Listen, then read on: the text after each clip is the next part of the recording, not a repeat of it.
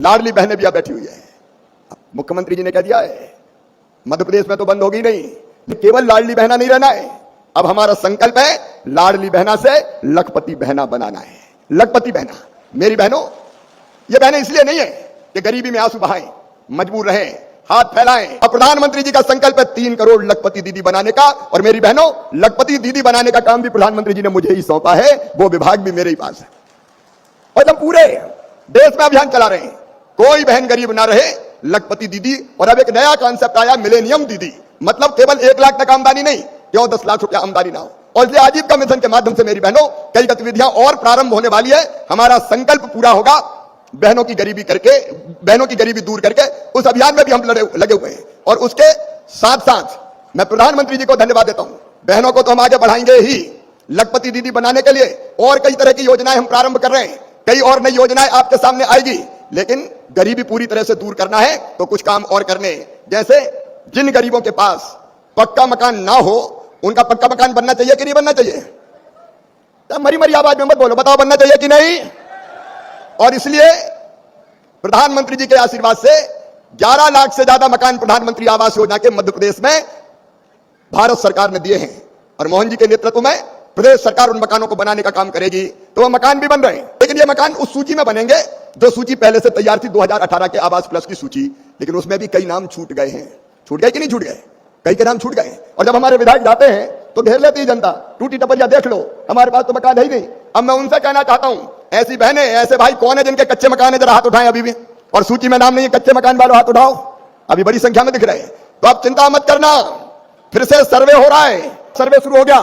42,000 नाम अभी तक आए हैं। मैं एक बार फिर कह रहा हूं, प्रधानमंत्री जी के आशीर्वाद से जिनके कच्चे मकान है, सर्वे करके आवास की सूची में सबके नाम जोड़े जाएंगे। कोई कच्चे घर में नहीं रहेगा, हर एक गरीब का पक्का मकान बनाया जाएगा। यह भारतीय जनता पार्टी की सरकार का संकल्प है, ये प्रधानमंत्री मोदी जी का संकल्प। नमस्कार साथियों, शिवराज सिंह चौहान ने आज एक बड़ी घोषणा कर दी है कि सभी लाडली बहनों को लखपति बहना बनाया जाएगा। लखपति बहना का मतलब कि सभी लाडली बहनों को एक रोजगार दिया जाएगा, तो वो 8-10 हजार रुपए महीने पाएंगी, और वही 8-10 हजार रुपए महीने साल भर में 1 लाख रुपए हो जाएगा, तो वो लखपति बहनें हो जाएंगी। तो लाडली बहनों के लिए सबसे बड़ी घोषणा शिवराज सिंह पूर्व सीएम के द्वारा कर दी गई है। आने वाले होली के उपहार के रूप में सभी लाडली बहनों को एक रोजगार दिया जाएगा। लाडली बहना तीसरा चरण के लिए शिवराज सिंह चौहान ने डेट बताया है। चलिए आगे देखते हैं। 3 बदलाव हमने किए। एक, पहले अगर टेलीफोन की लाइन होती थी तो मकान नहीं मिलता था, कहते थे ये तो टेलीफोन वाला है।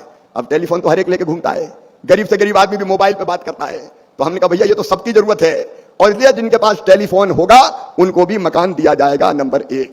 नंबर 2, जिनके पास 2 पहिया वाहन होते थे, स्कूटर और मोटरसाइकिल, उनका नाम कट जाता था सर्वे से कि इनको मकान नहीं मिलेगा, ये तो 2 पहिया वाहन वाले हैं, ये तो अमीर आदमी है। लेकिन बताओ मोटरसाइकिल के बिना आजकल कोई चलता है क्या? अरे बोल के बताओ ना, चलता है क्या? और इसलिए अब जिनके पास स्कूटर मोटरसाइकिल, अब आजकल तो बहनों के पास भी आजकल स्कूटियां हैं। और इसलिए एक बदलाव और किया कि जिनके पास 2 पहिया वाहन मोटरसाइकिल स्कूटर होंगे उनको भी मकान दिया जाएगा, उनका नाम भी जोड़ा जाएगा। एक बात और मेरी बहनों, एक नियम बन गया था कि जिनकी आमदनी 10,000 से ज्यादा होगी उनको मकान नहीं मिलेगा, हर महीने 10,000 से ज्यादा। अब बनाना लखपति दीदी तो 10,000 से ज्यादा तो कमाएगी, अगर 10,000 से ज्यादा कमा लिया हर महीना तो नाम ही कट जाएगा। तो उन बहनों का नाम कटना चाहिए क्या? अरे कटना चाहिए क्या? नहीं कटना चाहिए। और इसलिए अब 15,000 रुपया महीना भी अगर हमारी बहनें कमाएगी तो उनको भी मकान दिया जाएगा, उनका नाम नहीं काटा जाएगा। और छोटे छोटे किसान जिनके पास 2.5 एकड़ जमीन है, उनको मकान पहले नहीं मिलते थे, अब तय किया है 5 एकड़ तक असिंचित जमीन और 2.5 एकड़ तक सिंचित जमीन जिन किसानों के पास है उनको भी आवास योजना के मकान दिए जाएंगे। और इसलिए अब कोई रह गया हो तो सर्वे करवा लो, बाद में मामा से मत कहना कि हमारा छूट गया है। अभी मौका है, सर्वे का काम चल रहा है, 31 मार्च तक सर्वे चलेगा। और सर्वे में एक काम और, कई बार लोग शिकायत करते थे कि पंचायत सचिव ने छोड़ दिया, फलाने ने छोड़ दिया, सरपंच ने नहीं लिखने दिया। अब ऐसा कुछ नहीं है, आप चाहो तो अपने मोबाइल पे आपका सर्वे कर सकते हो। कैसे? मोबाइल, अगर आपके पास आधार नंबर है तो मोबाइल में आधार नंबर फीड करेंगे, लॉगिन करेंगे और अपना फोटो खींचेंगे। योजनाओं से जुड़ी जानकारी के लिए RKG न्यूज को जरूर सब्सक्राइब करें, ताकि कोई भी नई योजना सबसे पहले आपके फोन में जरूर पहुंचे। यह है कि सर्वे से कोई का नाम ना छूटे और कोई बेईमानी भी नहीं कर पाए। नहीं तो पहले बेईमानी हो जाती थी, वो किसी भी कीमत पर नहीं होगी। तो सबको आवास ये सुनिश्चित किया जाएगा।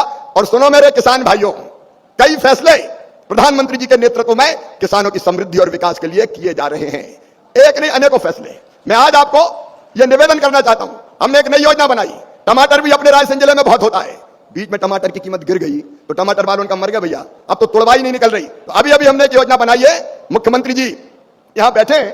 अब यहां तो किसान का सस्ता बिकता है टमाटर, लेकिन दिल्ली में बंबई में बहुत अच्छे रेट होते हैं। यहां मिलता है बिकता है 2 रुपया किलो, और वहां बिक रहा है 40 रुपया किलो। और इसलिए अकेला टमाटर बेचने किसान नहीं ले जा सकता दिल्ली या बंबई, क्योंकि ट्रांसपोर्टेशन का खर्चा लगता है। और इसलिए राज्य सरकार की एजेंसी के माध्यम से या नेफेड के माध्यम से जो किसान अपने टमाटर जैसी फसल को, आलू, प्याज, टमाटर अगर बाहर ले जाके बेचना चाहेगा तो ले जाने का जो ट्रांसपोर्टेशन का जो भाड़ा लगता है वो सरकार देगी, सरकार, ताकि अच्छी जगह जाके अगर रेट ठीक मिले तो टमाटर भाव बेच दे।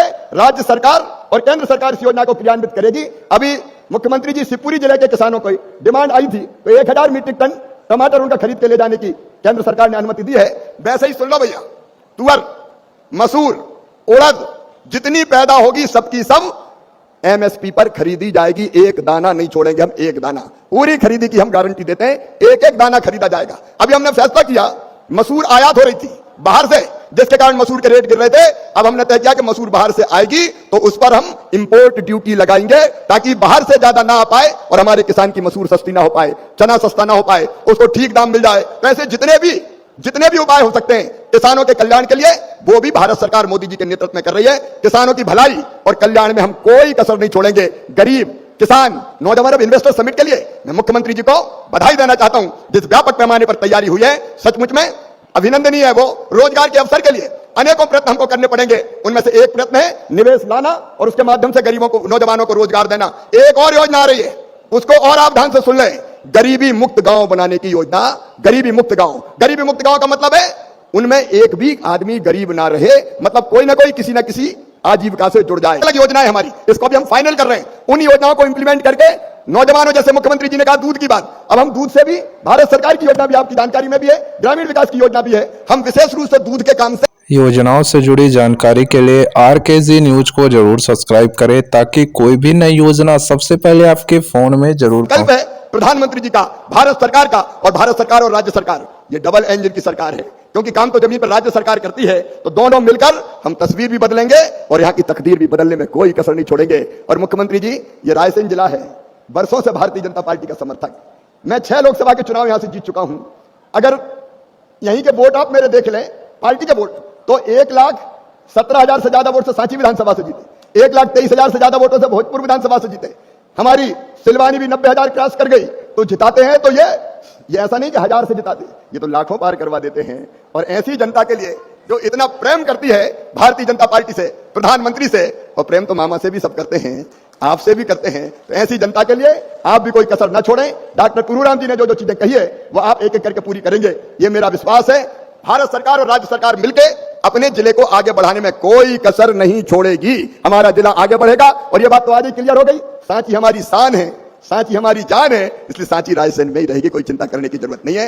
मेरे बहनों और भाइयों, एक बात अंत में आपसे कहना चाहता हूं, प्रधानमंत्री जी की चिंता है कि देश में सदैव होने वाला जो चुनाव है, एक साल में 2-2, 3-3 चुनाव, वो विकास में बाधक है। इसलिए इस देश में संविधान में संशोधन करके लोकसभा और विधानसभा के चुनाव एक साथ होना चाहिए। 4 महीने पहले विधानसभा के, 4 महीने बाद लोकसभा के। बताओ एक साथ चुनाव होना चाहिए कि नहीं?